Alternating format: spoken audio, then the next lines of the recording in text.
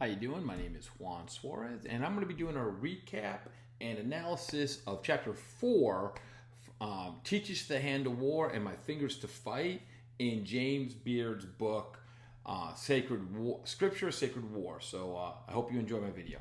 Have a good day. While preparing for this video presentation, I was genuinely amazed by Amanda Porterfield's review in the American Historical Review, where she explains how Byrd supports his arguments with a vast database of over 17,000 biblical citations from more than 500 sources published between 1674 and 1800. Ministers viewed wars fought for God as a mean to elevate warriors to saints, meeting both martial and spiritual standards set by Scripture. King David embodied this ideal, being a prophet, king, and soldier, and was described as the man after God's own heart. Patriot ministers grappled with justifying military service, often turning to David as an example. Nathan Perkins of Hartford articulated this sentiment, highlighting David's courage as a warrior alongside his saintliness. David's significance in war sermons is evident. 6 of the top 20 cited biblical texts reference him, mainly focus on his role as a warrior, psalmist, and controversially, king. The confrontation between a humble shepherd boy and a formidable giant resonated deeply in pre-revolutionary America, symbolizing the underdog's triumph against oppression. Sermons often cited David's victory as a source of inspiration and caution. Jonathan Edwards emphasized that victory in war stemmed not from military prowess alone, but from trust in God's providence. However, the interpretation of David's story evolved during the American Revolution while still serving as a symbol of hope for individual soldiers. It also reflected the harsh realities faced by colonial troops, confronted with daunting odds against the British. American patriots likened themselves to modern-day Davids battling against a mighty Goliath.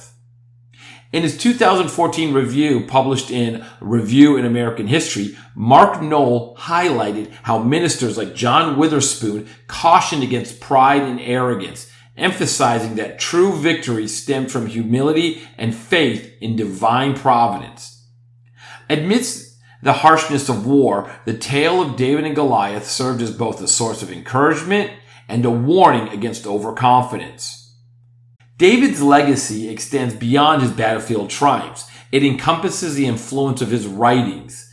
Patriots admired David for his military conquest and eloquent war psalms, blending martial strength and spiritual devotion.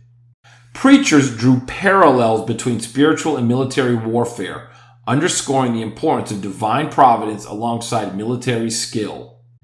Preachers invoked David's example to rally colonial troops, emphasizing the need for military preparedness and trust in divine aid.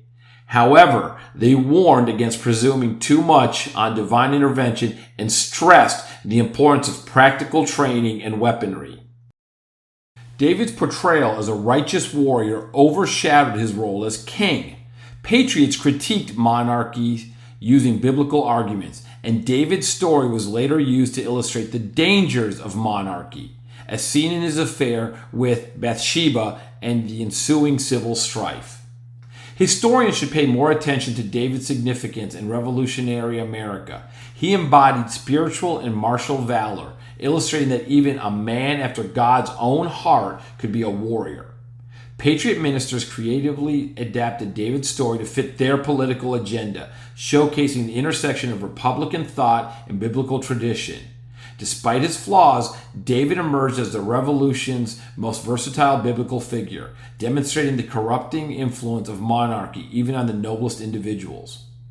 Professor Erwan Shalev from Haifa University said that the book effectively showed how Byrd's writings inspired patriotism during America's Revolution. It emphasizes how religion and war were closely linked. This book is fascinating, meaningful, and insightful. It's the first to examine the biblical text that fueled patriotic fervor during the war. Anyone serious about studying the American Revolution should read it. And I agree with that statement. Even though I was only supposed to read chapter 14, I've gone back and am now working my way through this book.